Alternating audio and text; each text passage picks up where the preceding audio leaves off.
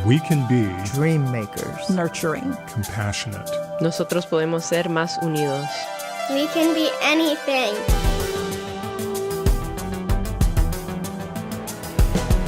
I'm Grant Oliphant. This is We Can Be. Thank you for joining us for the inaugural episode of our podcast, a podcast about community and possibility.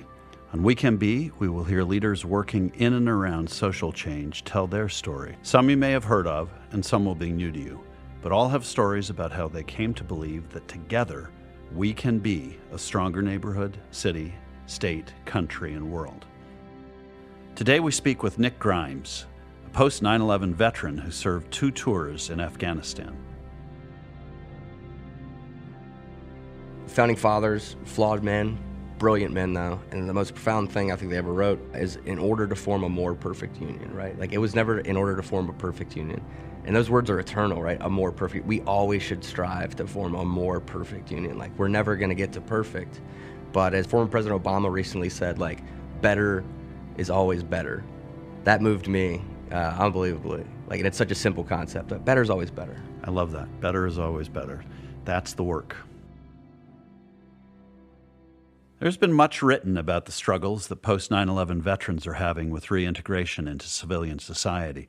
But what about the strengths they bring? I met Nick Grimes at a program called Community Leadership Course for Veterans. Nick has now become an important recorder of the stories of post-9/11 veterans through an organization called Veterans Breakfast Club and his podcast, Longest War. Nick, I really appreciate your taking the time to be with us today. Thank you so much for having me. It's a privilege to be here. I need to honor you by acknowledging that you're the person who actually inspired me to do this podcast. So to the extent that people like it or not, you're to blame or you get the credit. You're representing post-9/11 veterans. Let's talk a little bit about your childhood and what formed you and how you went into the service to begin with and what you experienced there. But you grew up in Alabama, correct? I did. I grew up in Mobile, Alabama. That's about as far south as you can possibly get, right on the Gulf Coast. I joined the Army at 19. I was a young evangelical conservative. I wasn't ready to go to college yet. The last thing I wanted to do was sit in the classroom for another 4 years. So it was kind of expected almost, you know, either you go to school or you go to the Army. And I chose the Army. As a white evangelical conservative kid, I get to basic training, and my battle buddy there that they paired me up with was this black kid with a jerry curl from Brooklyn that had the Satanic Bible with him. You could imagine people that you grew up with quite literally saying he went off into the Army and was tempted by Satan to go in a different direction. I was concerned about this arrangement. I was like, this is problematic. A little for bit me. of culture shock happened. Yeah, I didn't mind so much that he was black. That Satanic Bible was really freaking me out. 6 weeks into basic training, he was like, look, man, it's not going to bite you. Just take a look at it. Take a read. And I read through it, and I was like, oh, this is not, I was expecting all these like crazy spells or something, and it was just like this, it was just another book, right? So that was like my first real eye-opening experience to like someone who was just dramatically different from me in every way possible. And we ended up being best friends. I mean, he's a great guy. When you are forced to rely on the guy next to you, nothing about him matters, right? Except for the fact that like you love and trust that guy. That's something you hear across generations. At a breakfast we had a World War II vet. He was a Normandy veteran. And he said the thing he missed most about the military is he didn't fucking care if the guy on the left or right of him was a Democrat, Republican, Jew, Catholic. Like it didn't matter. They didn't have to be worried about that stuff. I think that's one of the things I miss most about the military as well. Because it doesn't matter. Like drill sergeants at basic, I was saying, it's like there's no black, there's no white, there's no yellow, there's no purple, there's only green. That's all you are. You're all green. It dawned on me pretty early that like our strength was in our diversity, because we all would approach problem solving from different perspectives and lenses and worldviews and all this stuff. And we could lean on each other's strengths. It's so important to hear that phrase from somebody who grew up where you grew up and with the background that you have. You were in combat for 27 months? Yeah, I did a couple of tours of Afghanistan. Like my first tour was 15 months in Afghanistan. I was single, no kids, anything like that, full of piss and vinegar. And that experience was what it was. Then I come home, get married, have a child. He's about a year old at the time when I leave. And I remember we're riding down one of the MSRs one day. An MSR is? Main supply route. We were in an area that was relatively hostile to us. So I see a guy, he's just sitting outside, and he's got his kid on his lap, and he's just bouncing him and playing peekaboo with him. And that guy could have been Taliban. He could have been Al-Qaeda, he could have been whatever. But regardless of what he was, he was still a father. For whatever imperfections he had, I have no doubt that he loved his son. He loved his family, just like I did. This guy could be shooting at us later, but shit, we got a lot in common. That was a turning point for me. And it also made me question, really for the first time, like, what are we doing here? Like, what is the point of all of this? And I still don't know how I feel about that. That's troubled me for a long time. Depending on what day of the week you ask me, like, I'll give you, wildly different answers. Like, sometimes I just feel like it wasn't worth it. We lost a lot of guys, lost a lot of friends. But then, I talked to guys like Sarab, who's an interpreter over there who now lives in the U.S., and he's like, when the Americans came in, we felt hope for the first time in a long time. Like, our girls can go to school now. We can listen to music. We can watch television. We couldn't do any of that stuff before. We had to live in constant fear. And so, we did do some good.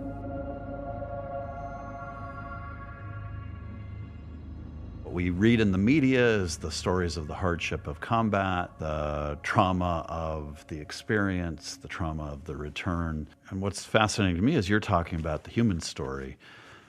How do you think you got there? Was that where you started when you came out of the military? Were you sort of focused in on that as your takeaway then? My first year or two out, I had terrible case of cognitive dissonance over what I had just been through and trying to process all of that. And it made me kind of reclusive. I'm not from Pittsburgh. We moved to Pittsburgh. I didn't know anybody. I knew one guy that I'd grown up with, so I had him, but that was pretty much it. And I didn't go out of my way to meet any new people at all.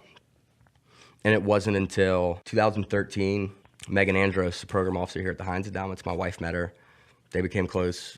She invited me to come to this session for this new program, Community Leadership Course for Veterans. I met Rod Oliphant there, president of Leadership Pittsburgh. Who, in full disclosure, is my wife. Is your wife, yes. Or better put, I'm her husband. This is better put, yes, you are her husband. Yes. And she asked a lot of tough questions to us about our military experience, but not in a dismissive, trivial kind of way. It was the first time somebody had asked me about my experience, and as soon as I had finished talking, they didn't immediately start speaking. So I could tell that she wasn't thinking of what she was going to say next while we were all talking. She was actually listening to what we were saying. She was actually interested and was really excited about the possibility of starting a program for veterans. They did. Leadership Pittsburgh started that program. I was in the inaugural cohort, and I got to be plugged in with 19 other young post 9/11 veterans. And that was the thing that really got me out of the house. The Community Leadership Course for Veterans connects veterans like Nick with leaders in the community, issues in the community, provides a grounding in what's going on, and also a network. Why is that important? I was convinced when I left the Army that I'll never have friends like those friends. I'll never be close with anyone like I am with those guys. But I also thought well, since I'll never have friends like that, there's no point in socializing myself with other people. And while it's true that I will never have friends that close, you can get pretty close. Meeting other vets that served in the same general area that I served, we've become very close over the years. And then plugging us in with community leaders, it kind of opened my eyes to just because I'm not serving in the military anymore, doesn't mean I can't still serve in some capacity. There's still plenty to fight for. That was very encouraging. Our country seems to have a fundamental misunderstanding about what returning vets have experienced overseas, as well as the struggles they have upon returning to the United States. Issues like PTSD or the view that veterans are somehow broken seems to dominate the narrative. And we've learned from our work at the Heinz Endowments that it's simply not the case. What do we tend to get wrong in our thoughts about veterans as a country? Oh, gosh, I hate to do this. Do it. So there's an organization called the Wounded Warrior Project, one of the most effective branding organizations that I've ever seen. And they have, through their depiction of veterans as these broken, wounded souls coming back, have really been the driving force behind the narrative of how the public views post 9/11 vets. They think we have sky high rates of PTSD, that we're all broken in some sort of way, that we're on the edge of breaking at all times. When you see a veteran living under a bridge, it's schizophrenic, right? That just talking crazy. They were almost certainly schizophrenic before they joined the military, right? Like the lion's share of us are, if we're not perfectly well adjusted, we're adjusted enough to society. Like I've got PTSD, I have friends with PTSD. It's never caused me to miss work, right? Like it's small things that I have to deal with on a day-to-day life. But there's a large percentage of the civilian population with PTSD as well. You know, PTSD is not specifically from combat. I mean, there's plenty of child abuse, sexual abuse, things that go on in this country. Lots of people that have PTSD and lots of like successful, influential people that have PTSD. So the stigma that's attached to it that, we're all broken and that we're all dysfunctional in some sort of way, it's dangerous. And we faced different challenges coming back. World War II, those vets came back. It wasn't nearly as difficult for them to find employment, right? Because over the last 40 years, give or take, the modern world had been busy bombing the shit out of itself. There was no industry, so like America had to make up for that. Right. So there was a job waiting for almost everyone that came back in some manufacturing field and something. It hasn't been that way for us. And also, with most of the other wars, there was this like shared burden of there's a substantial portion of the population that served at that point, World War II, Korea, and Vietnam due to the drafts. So the wars kind of touched everybody. There are people in Pittsburgh right now that have never knowingly met, a post 9/11 vet. They don't know anybody that served. Is that partly because post 9/11 vets are more reluctant to talk about their service? Although you hear this about vets from World War II, too, that they didn't want to talk about what they'd seen in combat. They were known to have served. And what I find is that a lot of post 9/11 vets don't identify as vets in a public way. Yeah, and a lot of us don't go back home. We don't go back to where we're from originally when we get out. So, if I were to go back to Mobile, people would say, oh, Nick he was in the Army. That's where he was. Like, so they would know. I wouldn't have to talk about it. Moving to a place like Pittsburgh, no one has any idea unless I mention it. And it's like there's reluctance to bring it up because of the stigma. And then there's also, it's like, well, what's the point of bringing it up in a conversation just so I can be thanked for my service? Like, that's a whole nother issue that we've gone on, is this thank you for your service stuff. I appreciate the gesture, but I feel like we're overcompensating for how terribly we treated the Vietnam vets. So people go out of their way to thank us, and I feel like it's empty sometimes, and and I don't know how to react to it. I don't know what to say. Like, you're welcome. That feels weird. Right. And we've heard that from a lot of your colleagues, too. Yeah, it's pretty common. Sort of sentiment it's just a weird thing to be told. And it sounds perfunctory now when people say it. It's meant to be polite, I think. But the point you're making is in part that veterans have so much more to offer than we tend to think of. We miss the capacity of veterans to make a bigger difference. My favorite quote of all time, Ernest Hemingway, "The world breaks everyone, and afterwards some are strong at the broken places." And that's like when you meet a wounded vet, he's wounded, but he's not broken, right? Like, that guy has gone through a lot of shit, and they've come out the other side much stronger for it. And they should be seen more as assets than, burdens, certainly. So what kind of MP were you? I was a military police officer, like gun on hand, drove in a military police car. And Like harassing all of us, just trying to have a good time, trying to ruin our good time for us. That kind of MP, the typical MP. Pretty much. Oh, man. But you look so nice. Like, how could you be like that? So you reserves for 11 years. Also, you are the president of the Penn Hills Youth Football Association. Yes. Tell me a little bit about that. What do you guys do, and how did your military experience prep you to take on that role? You're in charge, in part, of a storytelling project at an organization called the Veterans Breakfast Club, which brings together all types of veterans. And you're really particularly trying to capture the stories of post 9/11 vets. Why is it important that we hear the stories that you and your fellow vets have to say? Like, our mission statement is to create communities of listening around veterans and their stories. Everyone in our organization has a different reason for why we do what we do. Like, my boss, Todd, he's a historian. He is very much interested in the posterity's sake, capturing these stories. I personally feel that if civilians hear from veterans about the truth of war, truth of combat, like warts and all, what it's really like, then maybe they'll think twice when they cast that next vote. Combat is ugly. It's vicious. It's not to be taken lightly. And I feel like more civilians just need to hear what the truth of that is and what it does to young people. We were kids. kids fight these wars. When I was over there, I was, 18, 19 years old. I was a baby. Like, I'm 32 now, and I feel very young.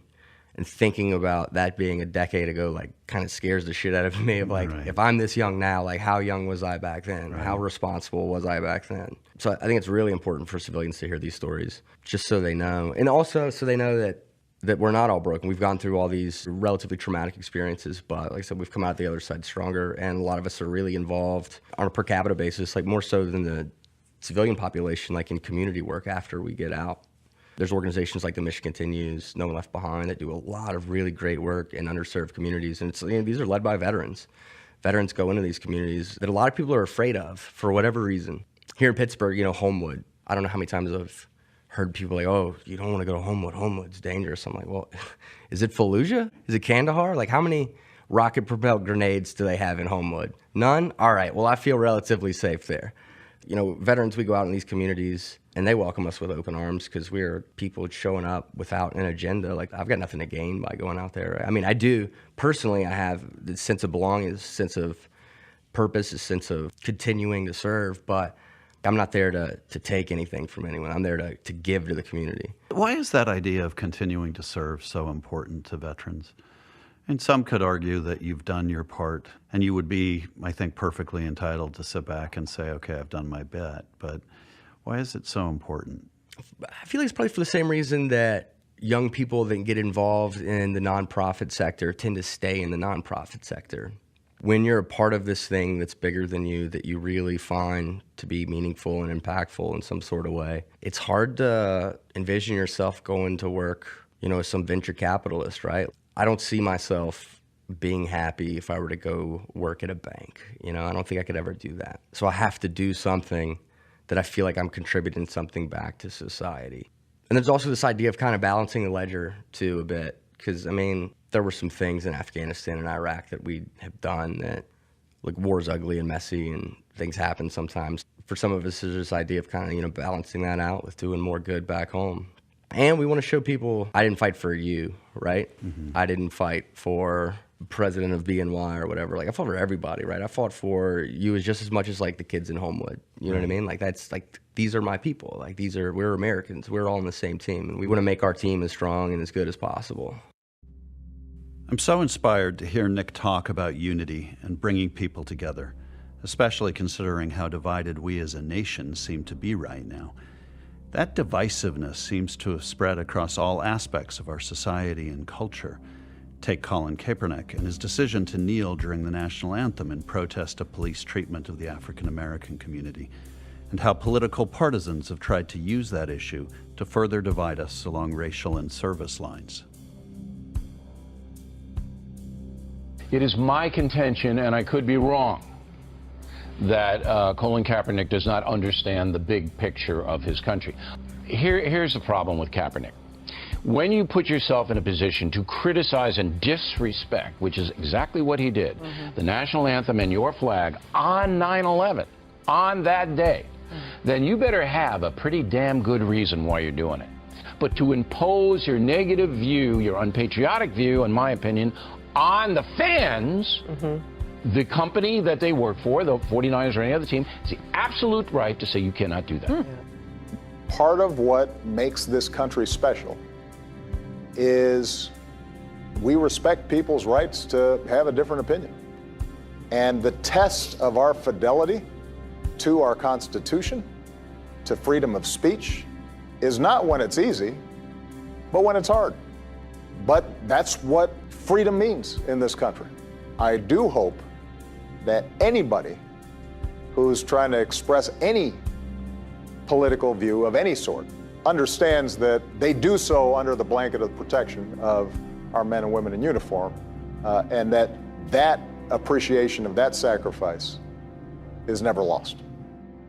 Sitting where you do in the role that you have and as a veteran, how do you look at all of that? This specifically, the case of the NFL protest, is a case of like willful ignorance on a lot of people's behalf. Mm-hmm. When Kaepernick first started protesting, he was sitting on the bench on the sideline. And there was a guy that was a long snapper for the Seahawks who was a former Green Beret. And he wrote an open letter to Kaepernick and was like, hey, I support your right to protest, but could we have a conversation and maybe go about it in a slightly different way? And so they met, and the veteran suggested, he's like, instead of sitting, take a knee. It's a pious act. It shows reverence. For example, when service members killed and the flag from their coffin is transferred to the widow, the officer takes a knee and hands it to her, right? It's a symbol of respect. So at the same time, you can show reverence to the flag, but also be different and show that you're taking a stand for something. And what did Kaepernick do? He did exactly that, because intentions matter, and he was not intending to disrespect veterans, disrespect the flag. He wanted to call attention to these racial inequality, social injustice, and police brutality, things that are real issues. If you don't believe they're an issue, I could see why you think this is an affront, right? But it's really hard for me to understand how people in 2017 don't grasp the idea that these are real challenges and real issues. And, another example, like some of the players that are protesting, have literally risked their lives going overseas to visit troops in Iraq and Afghanistan. So it seems ludicrous to me to say, oh, they're unpatriotic when they've done more to support the troops than 99% of civilians ever have. It's a pretty clear generational divide over this stuff, too. Most of the younger vets were supportive of it, the older vets, which I guess I get where you're coming from. If you storm Normandy to fight Nazis, you may view the flag and all the pageantry and everything slightly differently than Vietnam or post 9/11 veterans do. I don't know if we can bridge this gap. We've had conversations with people that disagree, and I'll be honest, I feel very strongly about this, and this is not a popular thing to say, but if a Gold Star widow or mother came in and explained to me why they felt disrespected by it, it's not going to change my position on it. And conversely, if I go and explain myself to a older veteran that's against it, it's not going to change his position on it. What's one of the most moving stories you've heard from the vets that you've been pulling together to tell their stories? One of the guys we had speak is really close with us now, George Hott. He was in the Battle of Way City in Vietnam. Brutal, brutal 30 days of combat. It took him 48 years to share that experience. Just to share the story? Just to share it with anyone. I mean, he's talked about it with guys that he served with, but he brought his family to a breakfast that we had. He brought his daughter, his grandkids. He's like, I'm going to tell this story one time.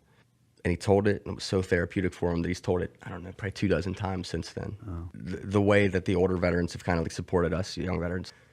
Don't be tough guys like we were, right? Don't bottle it up. Does you no good. Does you no good to let it stew for 30, 40, 50, 60 years. Like, get it out now.